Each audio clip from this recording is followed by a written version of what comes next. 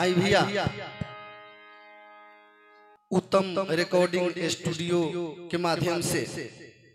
एक सॉन्ग रिया जी ने रिकॉर्डिंग कर तकरी के करल शौक सिंगार भातार जब बहरे बन एगोड़ा के पति प्रदेश चल गए बताओ रतिया कहता कि हम केकरा शौक सिंगार करूं वही पे गाना बा तकरी के करल शौक सिंगार भातार जब बहरे बन करी के करल शौक सिंगार भातार जब बहरे बन हम सहिल बिरह के मार हम सहिल बिरह के मार भातार जब बहरे बन करी के करल शौक सिंगार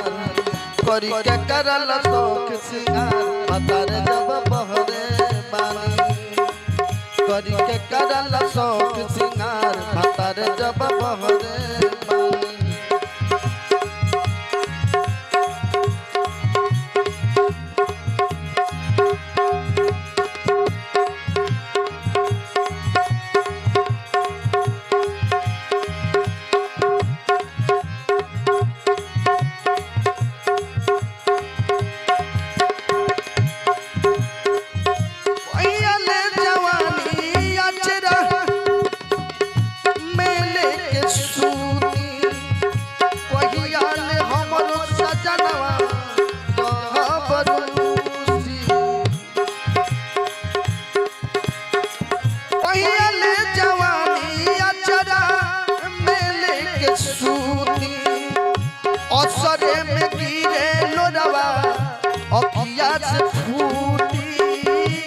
असरे में गिरे लोरवा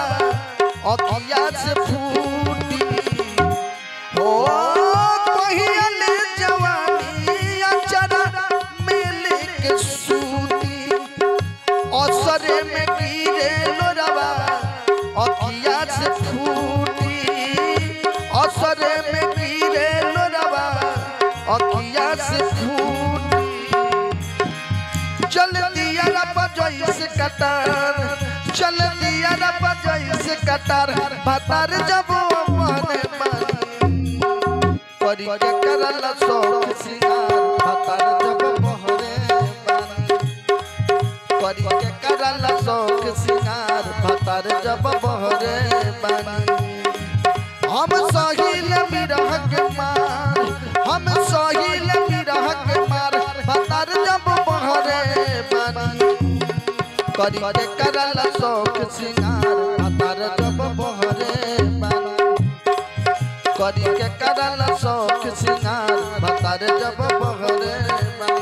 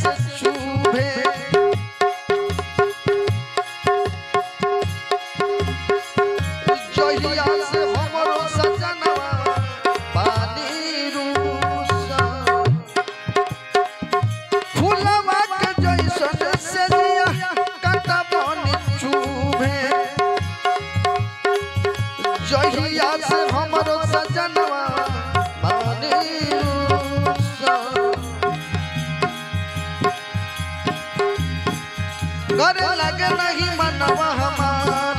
घर लगे नहीं मनवा हमार भातार जब बहरे बन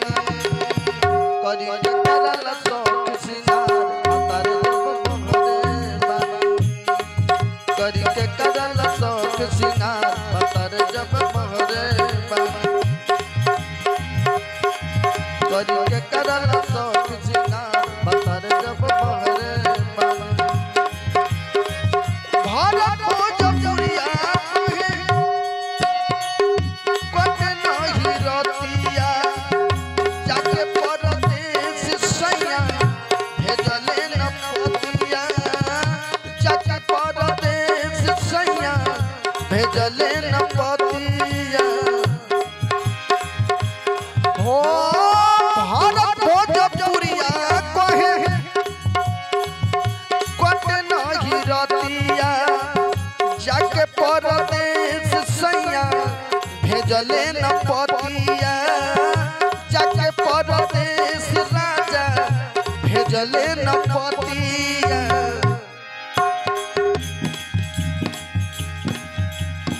करी के करल शौक सिंगार करी के करस हम प्यार भतार जब बहरे बाबा करी के करस हम प्यार भतार जब बहरे बाबा हम सोहिल बिरह के मार हम सोहिल बिरह के मार भतार जब बहरे बाबा करी के करल शौक सिंगार भतार जब बहरे बाबा